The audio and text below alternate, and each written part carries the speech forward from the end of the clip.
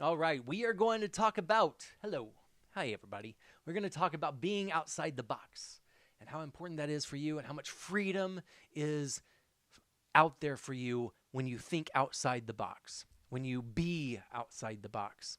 And we're going to talk a little bit about Michelle Obama's speech tonight. God, like being in Chicago.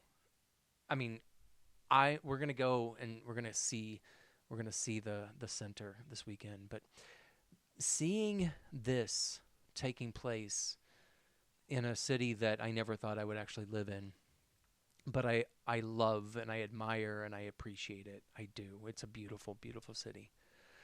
And we're going to talk about this speech, and we're going to start off with talking about how the box is meant to um, keep you safe, but it's also a threat. It is a dangerous threat to your freedom and your life. So we're going to talk about all that, and we're going to move into Michelle Obama's speech. All right, thanks for joining me. I'm Brion, and you are with the through line strategy tonight, and we're going to make this special. Okay,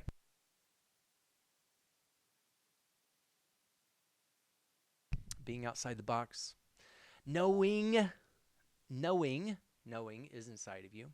The doubt lives outside of you, and then you invite it in if you choose. The fear is there, and courage. Well, we all want the same thing, exhibited simply in the Maslow's pyramid. You guys can see that represented here. What is the Maslow's pyramid? This is the hierarchy of needs. This starts off with physiological, the need for safety, the need for community and a sense of belongingness, romance, love, and then prestige and self-esteem and acquiring this. This goes up the ladder. Once you acquire one thing, then you can move into the next thing. And then self-actualization is located at the very top. However, and I'll go through this, believe that and would argue that you can have self-actualization at any one of these stages. That is that is the that is the goal. All right. So, um, I'm going to show this to you real quick. And then we're going to go in and we're going to talk about it.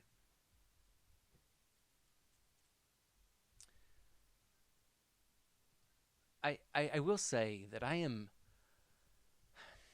like, I'm going to go into it, but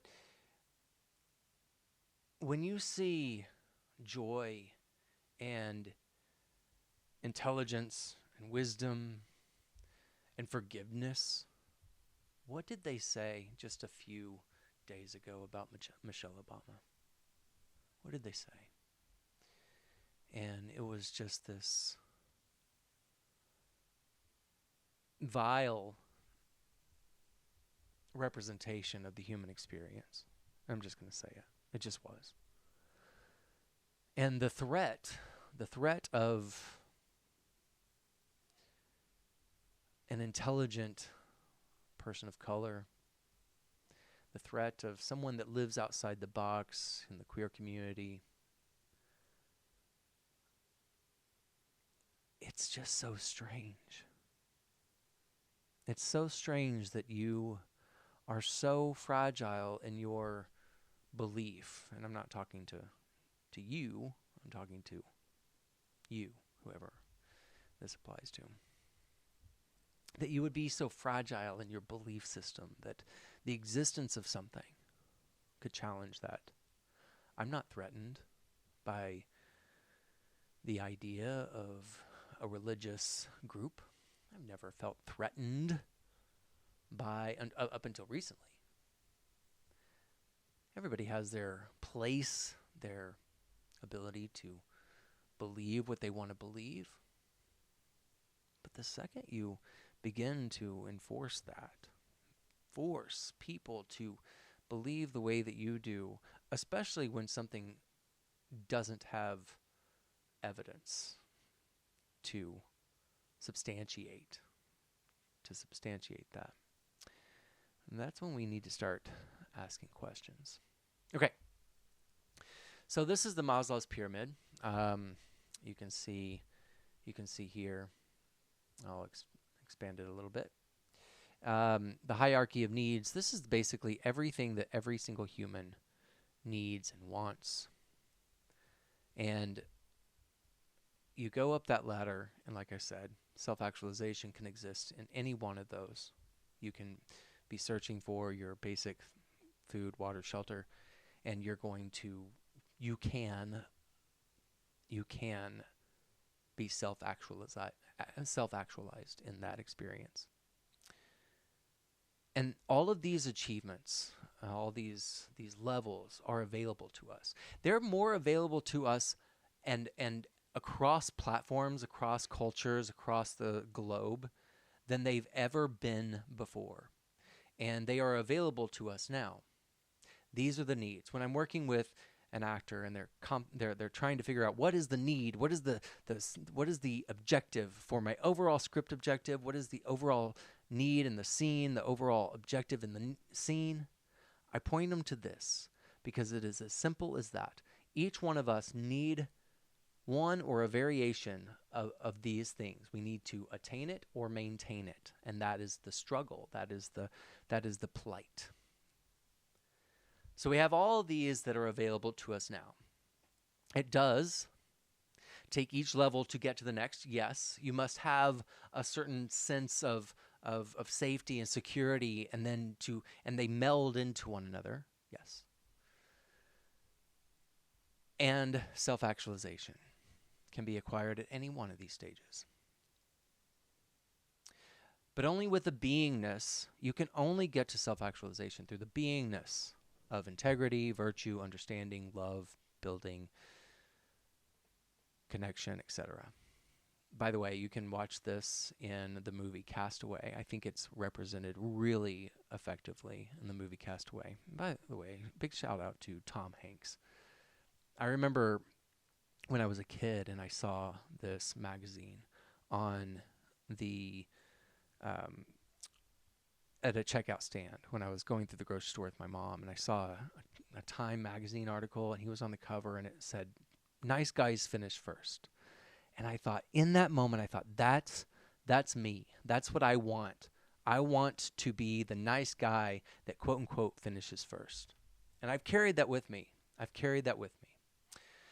So I would recommend, if you want a little bit more of a visual accommodation to the understanding of the Maslow's hierarchy of needs, you'll see Tom Hanks, and he goes through this journey of having family and a good job and prestige, and he's gotten all of that, and then he has a wreck, a plane crash, which puts him onto an island, and then he goes through all the levels of acquiring the hierarchy of needs in a way that's pretty amazing. And then you see the need for the human experience represented in his relationship with Wilson, the volleyball, because we need one another. We do. We need one another.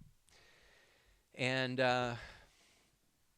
now we go into a little bit of what makes us different. Now, this is very multi-layered, but I'm going to skim the surface a little bit, introduce you to the idea of what makes us different. And this is so important for all of us to understand.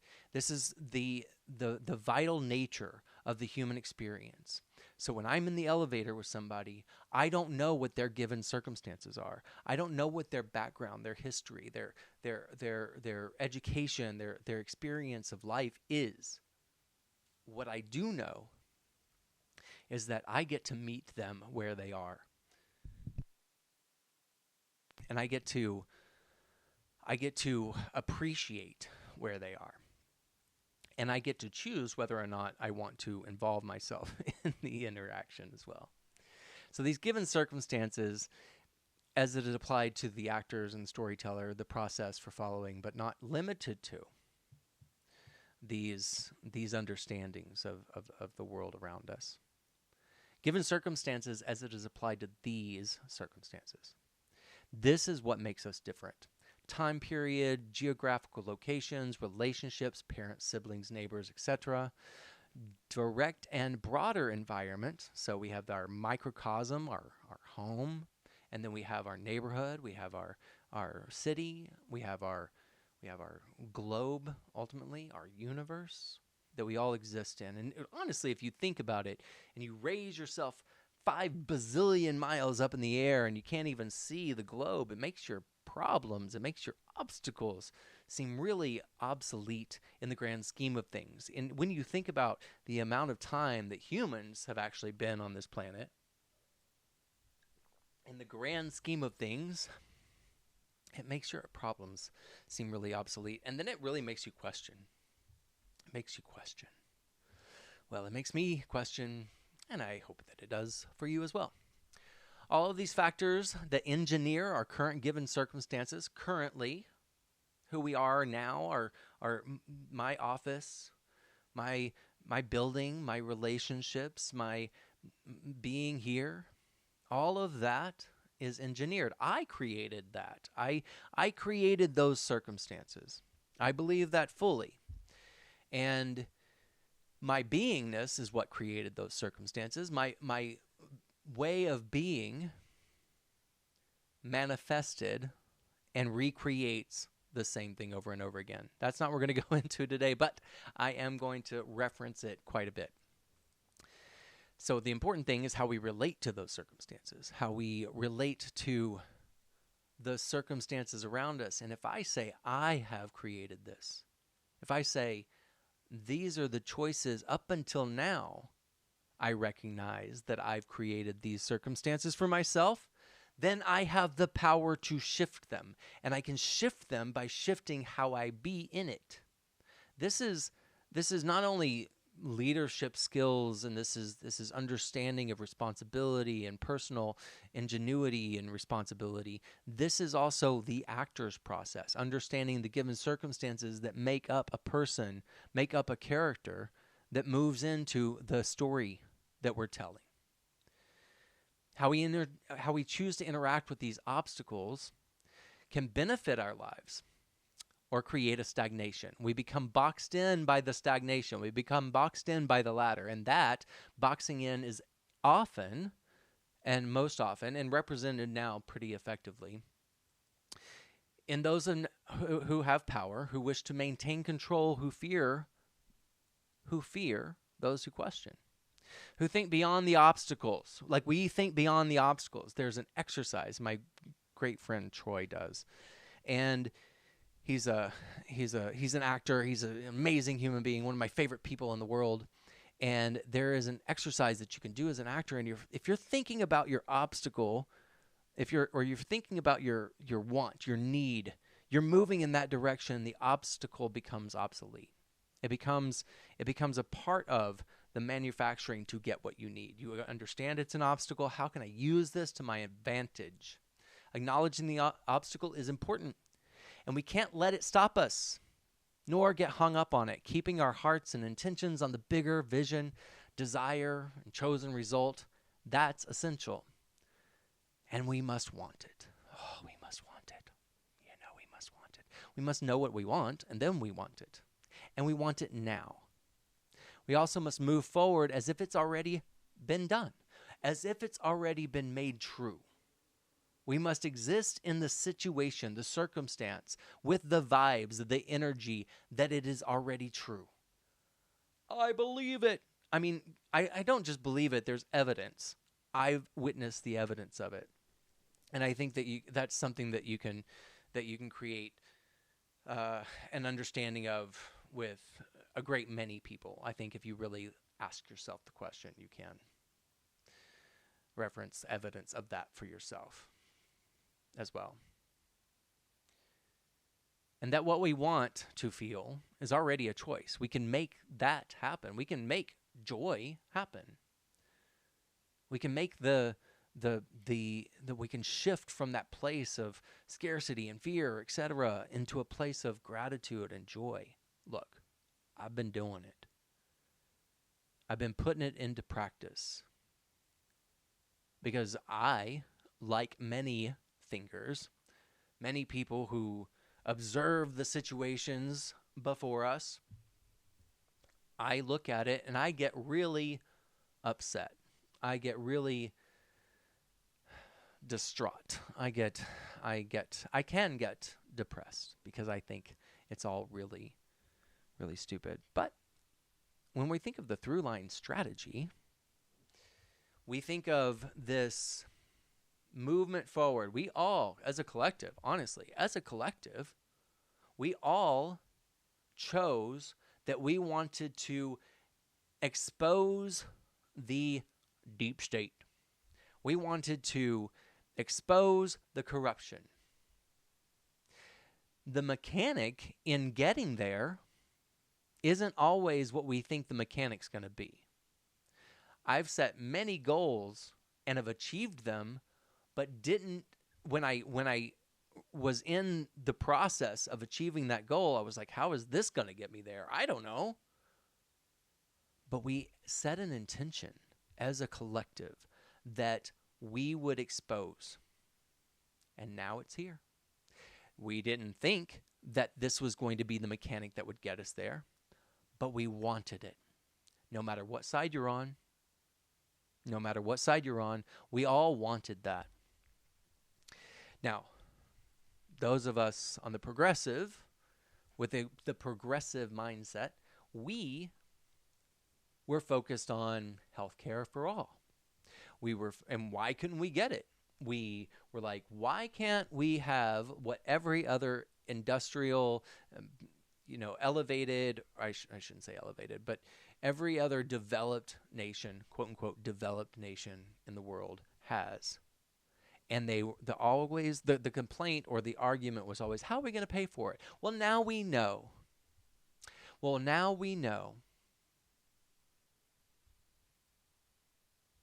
And we fast-tracked that. In my mind, there shouldn't have been a question. And I'm not a conspiracy theorist. We deal with what we have in front of us, and we associate and we put to test the evidence before us.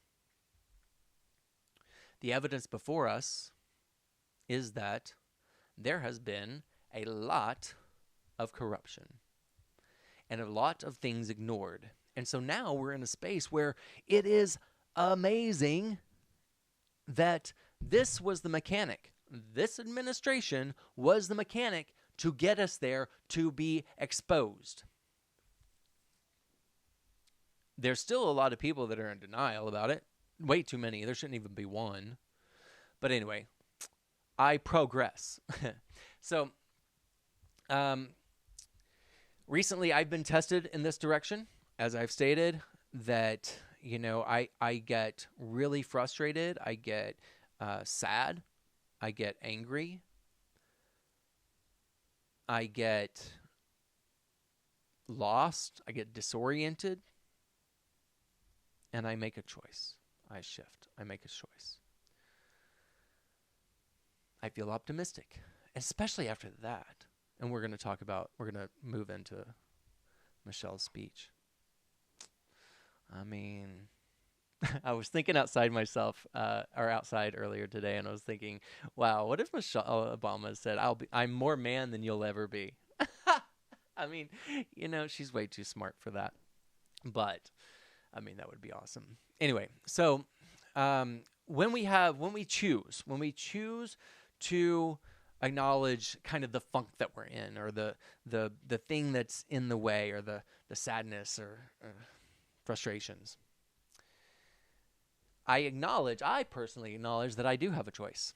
Guilt, shame, anger, fear, frustration, all of that stuff is something that can emerge in a moment or over time. And while I've certainly felt those things perhaps more often recently than ever before, the bombardment in which I have felt them, but I feel them, and then it seems like it just keeps coming. It just keeps happening. I just keep feeling these things. And in my mind, I feel like it can only mean one thing. It's how I'm reacting or in relationship to those obstacles. if I'm in an obstacle, if I'm frustrated, then I'm going to continue unless I choose to shift it. I'm going to continue to be frustrated. When I woke up this morning, I woke up and I was like, and I wake up consistently recently, and this is recent, but I wake up in this state of fear or guilt or shame or like haven't done enough. But I said today, I was like, today is going to be amazing. I'm choosing today to be amazing. And when I saw those speeches and I greeted my people in the elevator, and when I went out into the world, and I made eye contact with this woman at Trader Joe's, and and I was like, "How are you?" I said, "How are you?" And she was like, "It's been a rough day. I haven't been able to be outside much." Because I said it was a beautiful day, because it was. And so here, when it's a beautiful day, yeah, grab hold of that, meaning outside, the weather. And she said her mom is in rehabilitation and going through some challenging times. And I was like, I'm really sorry that you're going through that. I felt in her this need to feel seen. And I felt in her this need to share that. And then I saw her again inside the grocery store. And, I was in my own, getting the groceries to get home, to make dinner. But I saw in her someone that wanted to connect, wanted to say something to someone. And I said, I'm really sorry that you're going through that. And I thought in the moment of my mom, I thought in the moment of my grandmother. And so when I was experiencing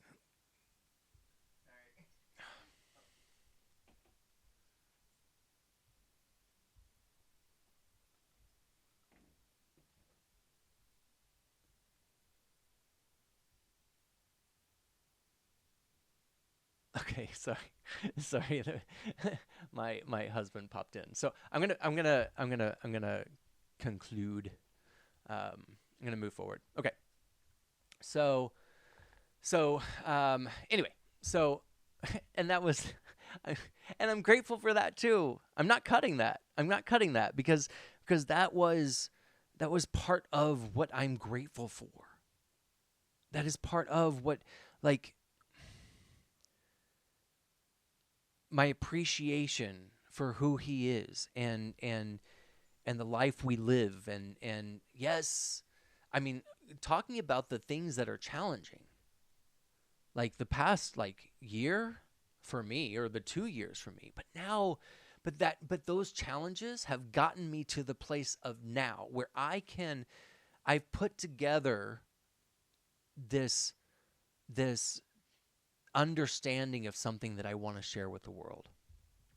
And I've wanted to do this for a very long time, but it hasn't been until recently where I was able to position it in a way that's going to be effective. By the way, it's the through line strategy. If you want to know information about it, you can check out the links below, and connect with me, DM, whatever you're seeing this on YouTube or whatever. I want you there, so just keep that in mind. Anyway, I'm grateful for that. It threw me off, but I love that I've created that circumstance. You know what I mean? Like, I've created that, and I'm grateful for it.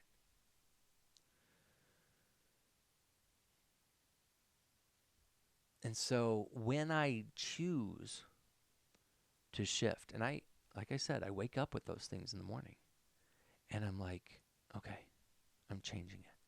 I used to, and I've started doing this again, but then at night before I go to sleep, I always think, I'm gonna get that call tomorrow. I think about the call, or it used to be I would get the call that I would book the film, or I'd book the project, or the casting office would call me, and like it almost always happened in one way or another. And you can't like always blueprint it. You can't always like lay in this is when this happened, but sometimes you can. Sometimes you can. I remember when I got a call to do I mean this was like my first big movie was Rest Stop 2. I got a call, and I was working for I think it was no, it was actually it was a TV show. But I was working for Dom DeLuise at the time. What an extraordinary human. By the way, he is the one that I when I thought about mentorship and I thought about good people and who he was in my life, I thought about people who have accomplished the things that I want to accomplish and also smile a lot. And that's that dude, by the way. Shout out Dom. It's coming. His birthday's coming up. Okay. So anyway, when we are in a place of this and we choose not to get out of it, or we wallow in the movement of like we wallow in the movement of lack and scarcity and fear. We're perpetuating that. We're doing that over and over again. And that's why when sometimes, and we see this right now, where there is this movement to take and take and take and take. And so what happens when people have nothing left? What happens when people have nothing left? They tend to become more in alignment with an authoritarian. They become more in alignment with something outside of themselves that will save them. I alone can fix it. And that this idea of that joy and peace and wealth and prosperity and all of that is something to happen after this life, when we all know, I mean, I know that it can happen in every moment of your life. So when we choose gratitude, that's what ends up happening. We end up having more. When we choose abundance and generosity, we end up having more. This is the, I'll just do an expansion on this really quick. This is the emotional scale. I don't know if you guys can see it, but that's the emotional scale. I use this in with my actors, and I use it myself when I'm doing a role that is really dark, which I've done a lot of those. When I'm in a place of, and I'm not going to go into full detail around this, but we can at some point. Leave a comment below if you want me to. I'll do a video on it. But when the character, and I've played these characters where they exist on that low vibration scale, down in the low vibration scale, and then at the end of my day, at the end of my work day, I do something before I go to bed to where I bring myself up to joy. I dance, I sing, I go and be with friends, whatever. I do something so that I can bring myself back up to that element of joy. Because when we exist down here in this vibration, anger, jealousy, insecurity, guilt, fear, all of these are low vibrational experiences. But when we choose, and I'm not talking on a clinical scale, and believe me, and my heart goes out to anyone out there who deals with depression and sadness. My heart is with you. I'm talking about kind of on the daily experience, and I know that there's a lot of people out there who have served our country, for example, who deal with these things, and I know it's very difficult to get out of. And that's why we need community to be in service of those people, because it is possible. We just need to experience love and joy and all of those things. By the way, Hunter Biden is out there exhibiting this firsthand. And what did he have? He had family, a father who loved him. He had kind of an awakening when all this stuff happened in those last 4 years, how awful those things were. And now he is on this in this place of of like he's human. And he always has been, but he's sharing these experiences that everybody can connect with. And that's why it's so important that we have community and we help one another and support one another. So I continue. I'm tired and annoyed to continue being in those states of low vibration. So when we get tired of it, we're just like, I am done being here. I'm done. And the stories we tell ourselves, like this is all there's ever going to be, and then it's reverberated. It's told to us over and over again. We'll get into that a little bit. And when we're told that we're unworthy, the indoctrination of you're not worthy, that you can only be saved this way, or something outside of you is going to create the thing of joy for you.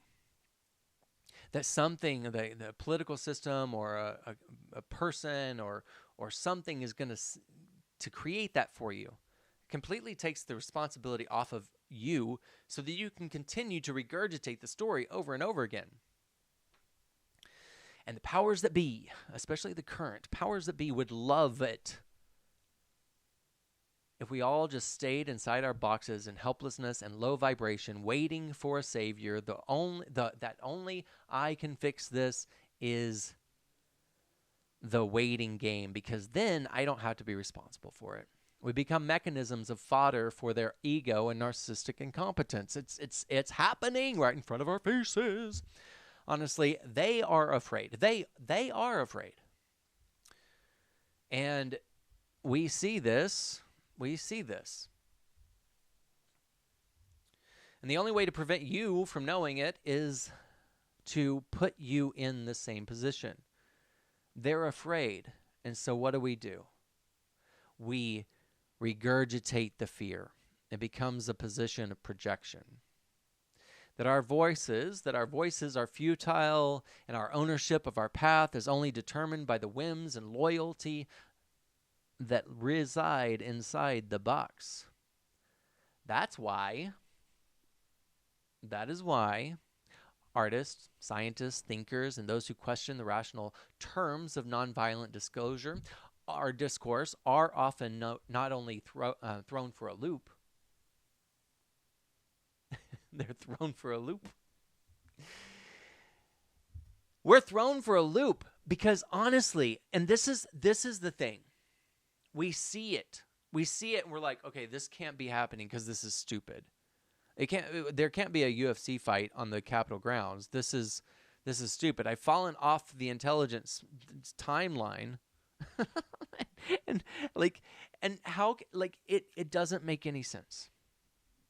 It doesn't make any sense.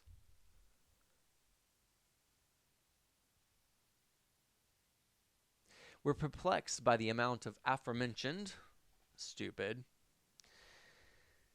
And that aforementioned stupid is still in circulation. Thinking and being outside the box is essential, especially right now. But I think if more of us had been in that position before, we wouldn't be in this position now. Certainly they think outside the box, the powers that be. They think outside the box in a way that they can create the circumstances in which you are inside the box. This is why when we comply, when we are complicit, then we are also giving ourselves away. We are positioning ourselves into maintaining, and the box becomes smaller and smaller and smaller.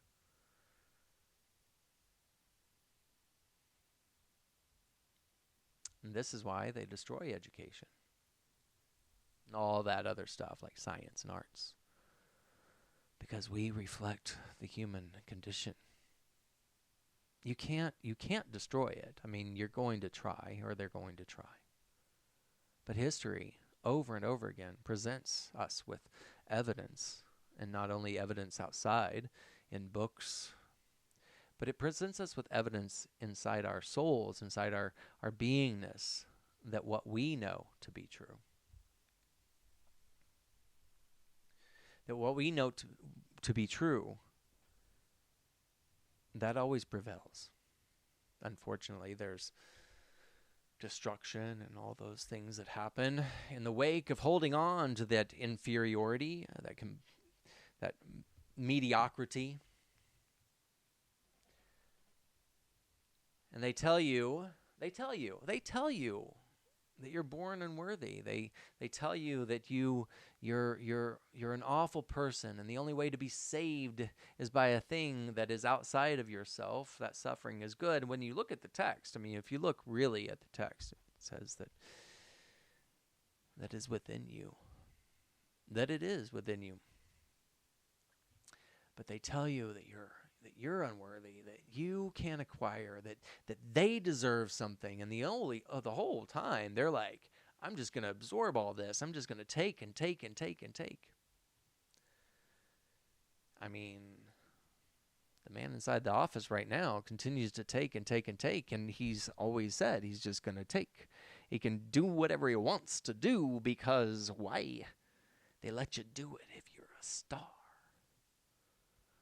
If you're a star. So what do we do? Who do we be? We create. We boldly say, this is what I want, and I want it now. And I think too many of us, guilty, had faith in parts of that it would gradually get there. And I didn't even realize to the degree in which, I mean, I never really played inside the game. I played inside the game enough to survive, but I always stepped outside the box. I couldn't have achieved the things that I've achieved and achieving the things that I'm achieving now if I lived inside the box. So, we create. We boldly say, this is what I want, and I want it now, just like character in the script. To move with urgency, you must say, I want love now. I want this now. I want community now. I want this is what I want. Healthcare now. Healthcare. Anyway, that's my Bernie Sanders. We connect, we love, we imagine. And there's so many people out there, and that's why I'm doing this.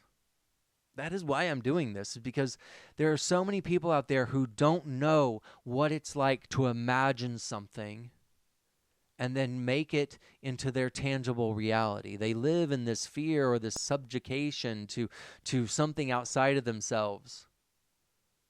And I'm not talking God, I'm talking people. You know, like, I mean, even this, you know, I've never been like a celebrity person. Like, oh my God. I mean, I met Cate Blanchett twice. And if I was going to flip out on anybody, it probably would have been her. I met Lady Gaga. I appreciate them. I respect them. I siphon from Gary Oldman and these amazing people. But to the degree in which people worship these people, I don't understand.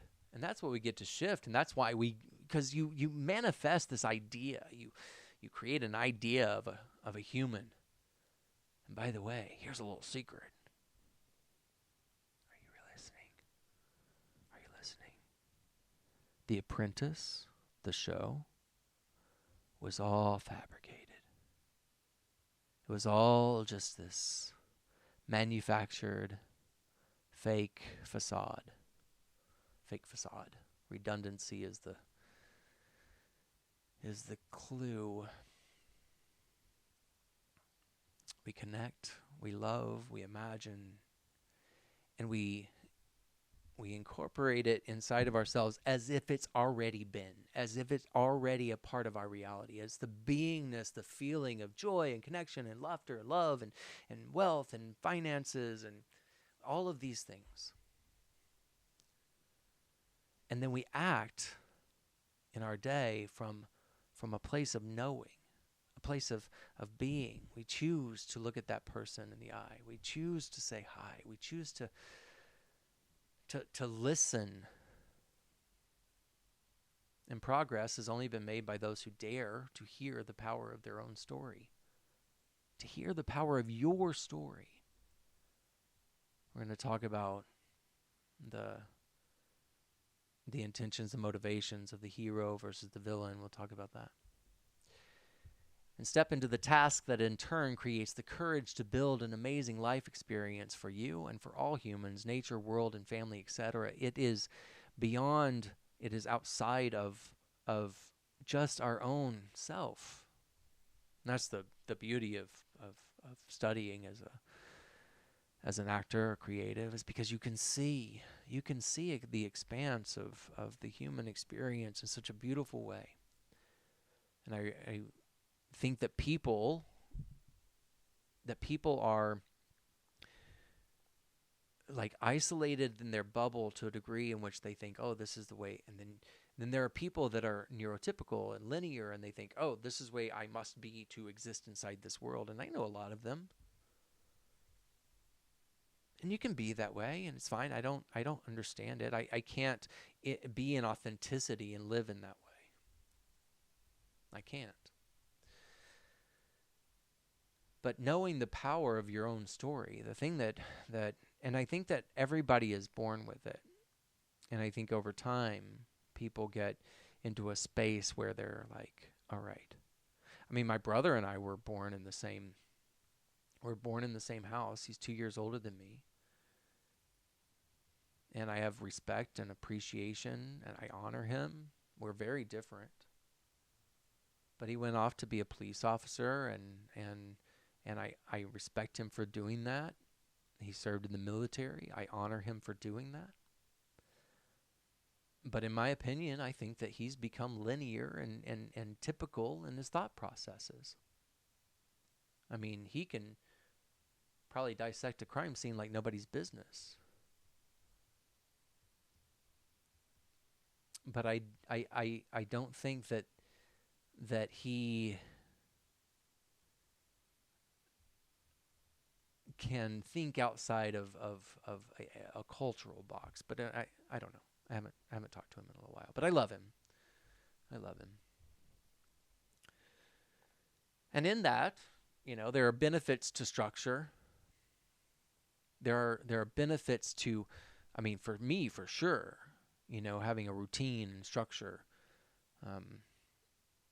Because I know that my routine and my structure is for the greater good. It is for the structure of building something so I can reach you, so I can talk to people, so I can bring people together. Because essentially, at the foundation of who I am, that is what I've always wanted to do. And the mechanics to get there have been varied. Produce a show, star in a show, write a show, direct a show, teach a class, hold a workshop, hold a retreat. All of those things are, at the end of the day, are, to bring people together. I used to throw these brunches, and I didn't coin it, but it was coined Brion's Brunch of Brilliance.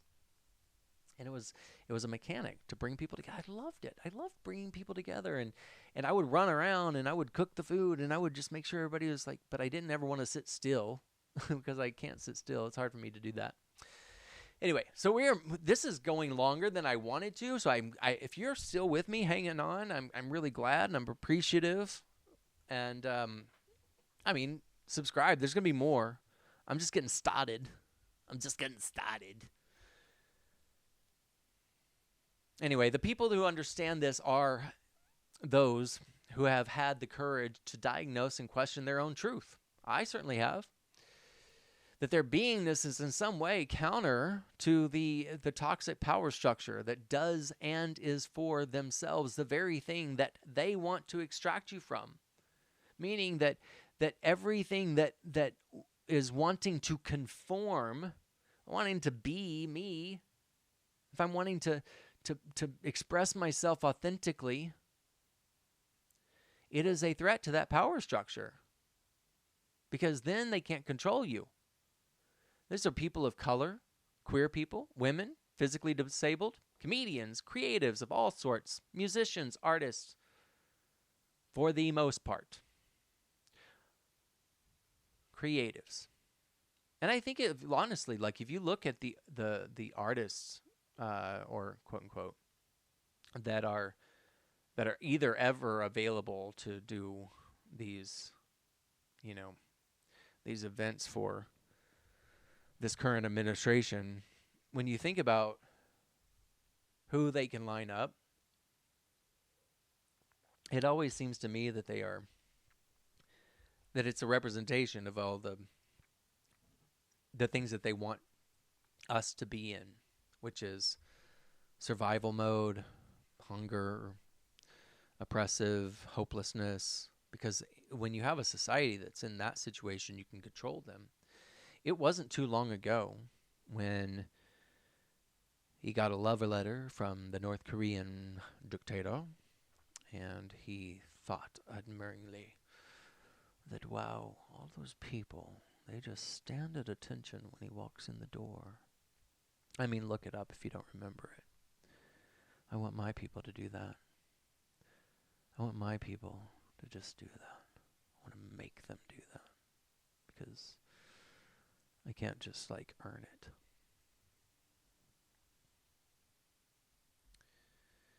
But these people, these artists, all these people aforementioned, they know that there is something within them that is true, that truth dares to counter that structure, that joy, passion, enthusiasm comes from being true to their story. I know, I was there. Bleachers, North Arkansas Private Christian University, and I went running in the rain.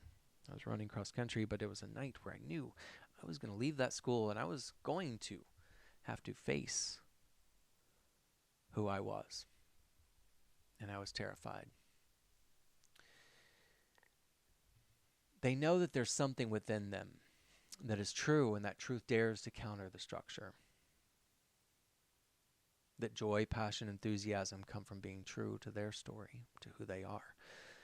The ones who give that truth over to the ease of the moment, to comply, to give in authenticity, either oppress their truth and it erupts into catastrophe, darkness, and perpetual shame, vengeance, and the other low vibrational mentions that I said earlier. It can't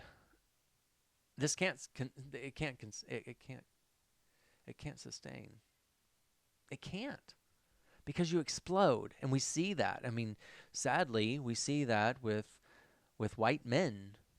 Look at the men who are struggling with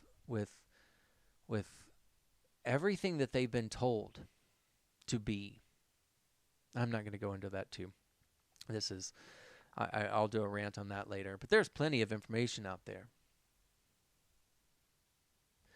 And what we're trying to say to these men is that there's another way to be. You don't have to force yourself. You don't have to take without consent. You don't have to. You can actually be a best friend with a gay person. You can be a best friend with a woman. You can learn a lot. Anyway. The closest thing to bliss, to heaven, magic, miracles, progress, is the beingness of joy. And for those Christians who read the kingdom of heaven is at hand, you should make that I'm getting tired. You should make yourself clear on this point, that it is permissible only through joy, love, generosity, compassion, and the choosing of high vibrations now. That is possible right now. That's what he said. That's what your dude said. I don't need to go into, and there's so much I want to talk about. We'll get there. We got a lot of stuff to talk about on this channel, so hit that subscribe and we'll get there. So it's a promise from the oppressor, and that you can have it later. You can have it later if you suffer now. While they relish in their version of abundance, they relish in it now. It's precisely the point. They just you don't deserve it. You don't need it. You can be. And then God gave me this jet. God said, I want to have this jet, and he gave me this jet. Send $1,000 for your prayers.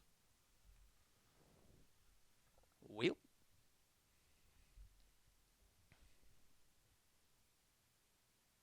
they live in scarcity. They do.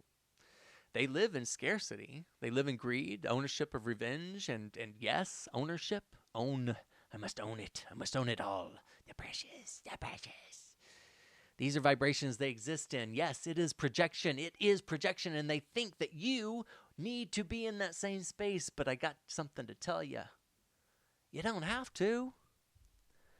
Knowing. And that is only your truth. That is your truth. That there is only abundance. There is only abundance. And it just became clear to us how much abundance is out there, what we could do. Where are we going to get the money for universal health care? Well, we already spend that much money, and we can see what they're doing with money. And just because someone else has the right, that has the thing that you have, just because somebody else has marriage, just because somebody else has, justice in the courts, doesn't mean you're going to go without it. It just means that there's plenty for everyone. It's not going to be taken from you. And just because someone else exists in their fullness, in their authenticity, in their love, doesn't mean that it's a threat to you. You've been trained to think that it's scarcity, and it's scarcity. That there's just enough to go around. That an intelligent black man, holy shit, what? That means there's not going to be enough intelligence for me. If a black man has it, oh, man. Yeah, it's so stupid. And we could just be so much further along, right? But we're here. Not for long. I got a feeling. And for those who lead with a low vibration and carry it with you daily, know that that joy is a threat to their control. Like, joy is a threat to their control. When we say joy, when we can be happy and in community, and we share in community, and we got one another, I guarantee you he doesn't have that. And I guarantee you those people in that administration, they don't have that. They don't, and they don't have it in truth, but you can. You can have it, and that is a threat to them. The joy, my love with my partner, my existence as a creative, I know. Sadly, it's a threat to the small-minded, to the vengeful, because I choose. And then I'm responsible for my choices. I'm responsible for my actions. I acknowledge when I fuck it up. Anyway, perhaps they may smile or laugh in a moment. Maybe when he's doing a speech, he'll just but it's always at the expense of someone. Notice? It's always at the expense of another. It's never at the expense of self. That laughter, that joy at someone else's suffering, in awe of. Imagine. Their self-loathing it's eased on the temporarily by the suffering. It's eased only by the it's only eased by the temporary suffering of others. It's only temporarily. I'm getting tired. It's all good. I'm not editing this video either. Eased by the suffering of other people.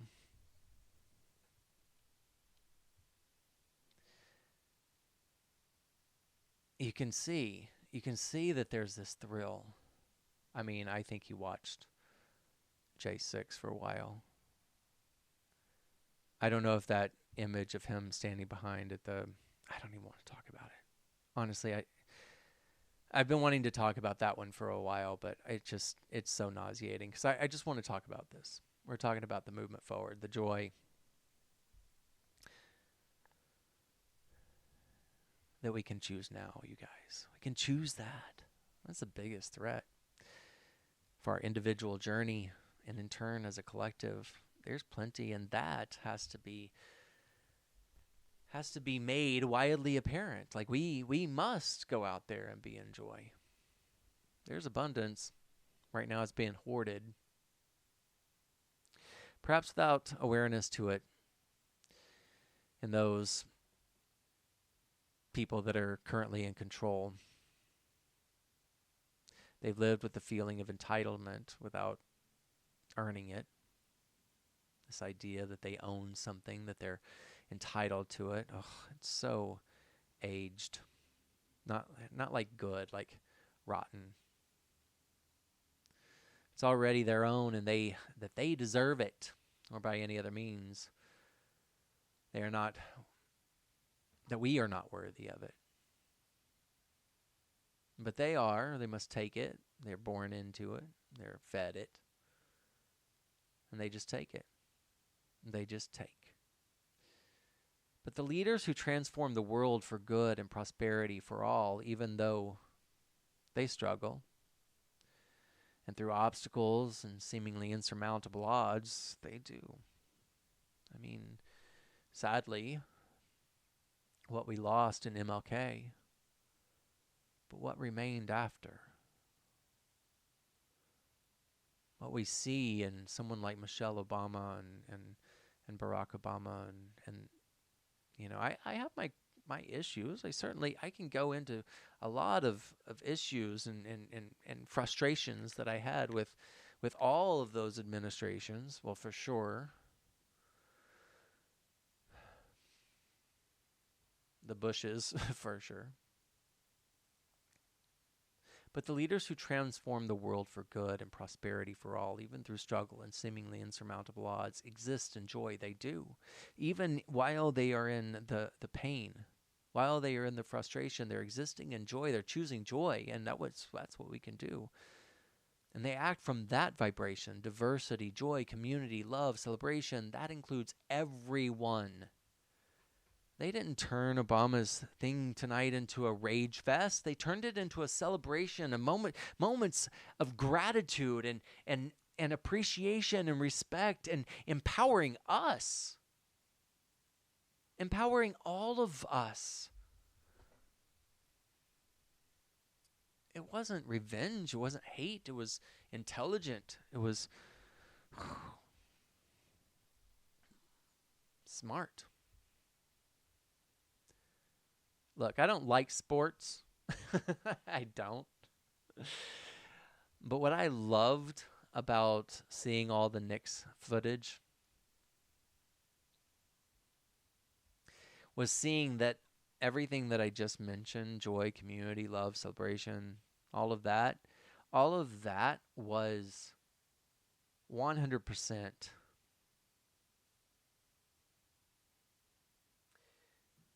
what America is.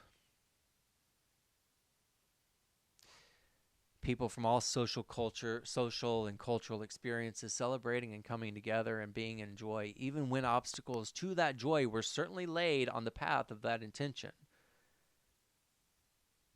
Like the restaurants around there had to shut down or didn't get the same amount of business because somebody had to show up and sleep, eat his fries, whatever. The New York Times, they even wrote about it. They said something about joy in their article. It isn't a pause for joy, though. Now, that's what I would argue. It's not a pause for joy. It is a determination to be constant with joy. And then joy will beget joy. You get to choose through your through line strategy. You get to choose. And for more information on the through line strategy, DM me. You can sign up. I'll have a link in the below. We're doing that, and the information is there. I'm really excited about this. It's positioned everything in the way that I've wanted to do it for years, so I'm excited. And then I'm just going to say this one last thing that's going to go on for a little while. But thank you for listening so far. If you have, hit the subscribe button. If you have listened this far, there's going to be a lot more of this, whether you like it or not. Anyway, um, I want to say this, and this is very, very, very important. This last thing. Inside each of us is everyone. I learned that, I discovered that. I was working on a character in a script, and it was a really complex character. It was like a character that was so, I remember I was playing Adolf Eichmann in a play in New York, and I was like, how can I ever find the humanity in this person? How can I ever find that is him inside of me, or the thing that is most like me inside of this awful human being? And that's when I realized that inside of each of us is everyone. The scared child who lost their parent, that's inside of me. The hyper insecure man who feels his only value is the amount of money he can earn, or the car he drives, the house he owns. And he believes that to such a degree that he demands your appreciation of it. Because if he doesn't have that, then he has nothing, or he would have to be vulnerable, and that is terrifying. That he would have to acknowledge that he is broken or sad or frustrated or hurt.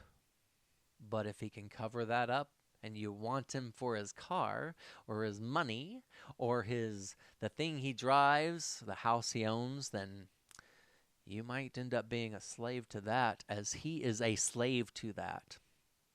And that person is inside of me too. The one who is afraid that they'll be lost without being told exactly what to do or what to think. Please tell me what to think. Please tell me what to say. Please tell me who to be, so that I can just move through this linear, typical pathway of life, so I can hurry up and get to the after. That makes me sad, because the world is full of beautiful possibility. That person is inside of me too. The woman who fears showing up because of her weight. The woman who walks alone on the streets at night. That woman is inside of me. The black man who has seen the struggle of his community, whose manner is a quiet resolve, and it moves into wisdom. That person is inside of me. That Latin immigrant who feels betrayed by a system yet again. I have that person inside of me. The person who wishes, and before y'all get all silly and shit, this is poetic, shut up. The person who wishes they could write a play, travel the world, become a doctor, run for president, and quietly hide, saying that could never happen for me. The bold orator, a Nobel laureate. The Cher, the dancer, the Bruce Springsteen, the Etta James. All are within me and within you. And also the madman, the absurd, the liar, the abuser, the thief. They're all inside of each of us. They're all inside me too. Whom do we choose to be? And who can we choose to lift up? And who can we choose to empower? I'm a strong believer in that we can all win. That we must. That I don't win unless everyone wins. And that doesn't mean everybody becomes a multi-billionaire. I don't need to be a billionaire. That's not winning to me. I mean, I would like to have a few $1 million. I'm going to get there. With your support, subscribe now. And my joy. I know joy. I know joy. I know high stakes, insurmountable odds, loving and knowing who I am, seeing myself in other people, and the people I don't like, I fear. I know that that's a darkness inside of me that I fear.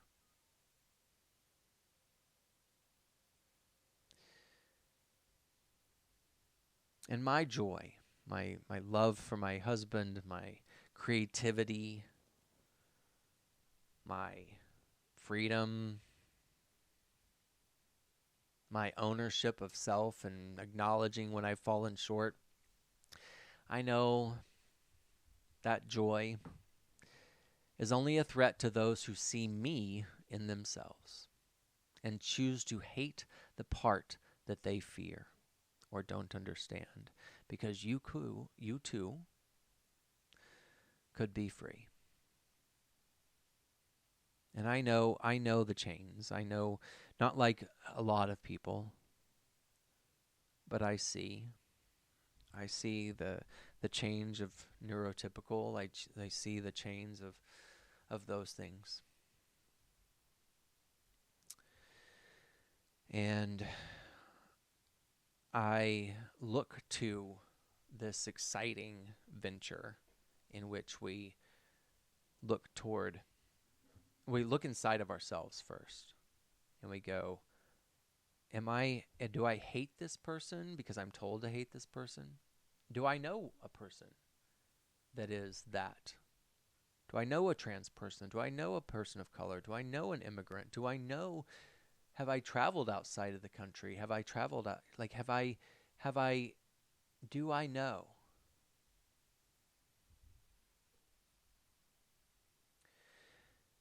Or do I just hate because that's the easy thing to do? Or do I just create a story? Anyway, be outside the box. Acknowledge what's inside the box, work with it, meet it where it's at, and then ask yourself that whisper inside that says, hey, I've always wanted to do this thing, but I've never had the courage, or I've never known how it was going to happen. Well, I'm here for you, because I do, and we can figure it out together. So, Through-Line Strategy, Breon Davis DeVell. You can hit me up on my SKOOL channel. You can follow me on SUBSTACK. You can get the email, and we are going to go into that. I am here for you. This is something I've been excited about for a very long time, and it's all kind of come together. So hit that subscribe. Much love, and we'll talk to you soon. Have a beautiful night. And I know that I was going to talk about the Michelle Obama speech and that beautiful thing that was happening tonight. And that is because I wasn't going to talk as long. How proud I am of the way you showed up and continue to show up every single day. Maybe we'll just do this. It has been an honor to be by your side. You have made me a better person and have given us all an example that we should strive to emulate. And I hope you know, there is truly no higher calling than that. All right. To all of you joining us today, our invited guests, and everyone That's listening love, y'all. and watching from afar. Respect and appreciation. The Obama Presidential Center was created as a beacon of hope, a monument to our unshakable values, the ones my husband has exemplified his entire life: equality, empathy, honesty, inclusion, fairness. And especially during these anxious and divisive times, it is so important that we remember that those values are not unique to my husband. They are the same ones that your husbands and wives, your parents and children, your friends and neighbors exhibit and pass on. Every single day, millions of people in this country wake up doing their very best to live decent and purposeful lives. Yeah, we're all tested in one way or another. And there are plenty of times we all fall short. But deep down in our hearts and souls, we all know right from wrong. We know selflessness from greed, righteousness from injustice. We understand that we all rise and fall together, that every last one of us is an invaluable contributor to the greatness of America. And I'm talking about the workers living paycheck to paycheck, hoping to give their kids a better future. The teachers using their own money to take their students on field trips. The business owners struggling to meet payroll but refusing to close their doors. All those folks sweating over stoves to provide meals for their communities. Folks shivering in the freezing cold to deliver our packages. Picking up trash to keep our parks clean.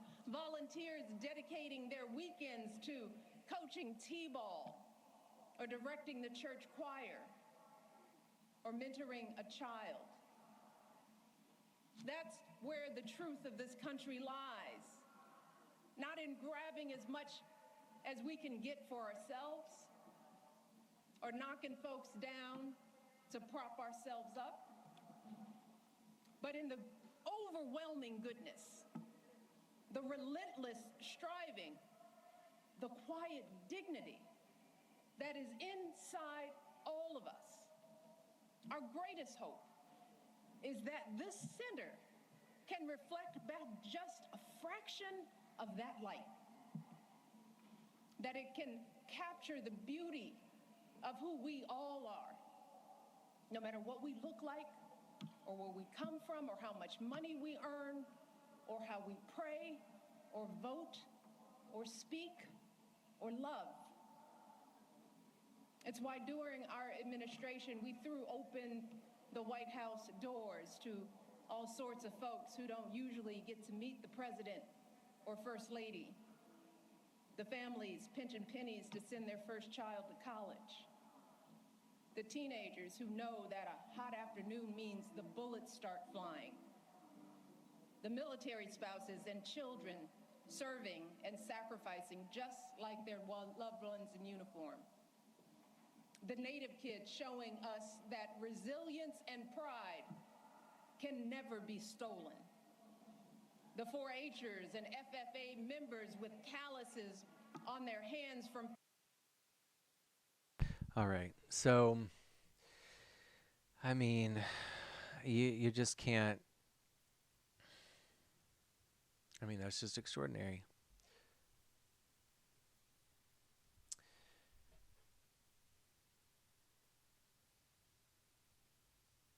Anyway, so we all have that within us too. She nails this speech.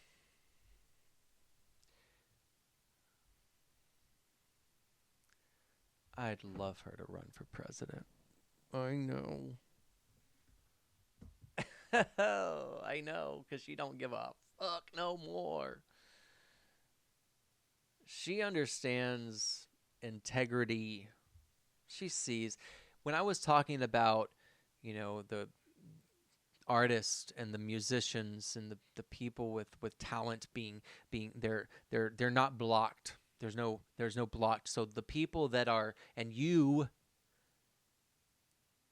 us, when we see what's happening and we're like, ugh, that is what they think, because they see beyond. We see beyond. And we know that there's another way of being than revenge or hate or resentment, or we understand that there's another way. We can choose to be in another way. And that's what we're coming to. Like, you can choose that. You can choose that. And I'm talking to the people out there who still support this administration. That there's another way. You don't have to be in that fear. You don't have to own the libs so much that you own yourself. And you don't have to. You can create something magical in your life. You can be a best friend with a woman. And it's going to take you being vulnerable. It's going to take you communicating. It's going to take you being, not needing to take. Anyway, go watch that speak. I can't wait to go down there. We're going to go down there this weekend. I mean, I remember when he won 2008. We were in New York. and the entire city just erupted, and like the banging of pots and pans, and it was 2008, and just like celebrations, and I mean, it was pretty incredible. Anyway, that's me tonight. Have a great, great, great, great day, and choose joy right now. Like, yes, I know it can be frustrating. I know it can be, we can get caught up in our resentment. There's a lot of people right now online that are teaching. I'm one of them, that are sharing another way to be. Choose that, and we will see you on the other side. The Through Line Strategy with Breon Davis DeVell. Have a great night.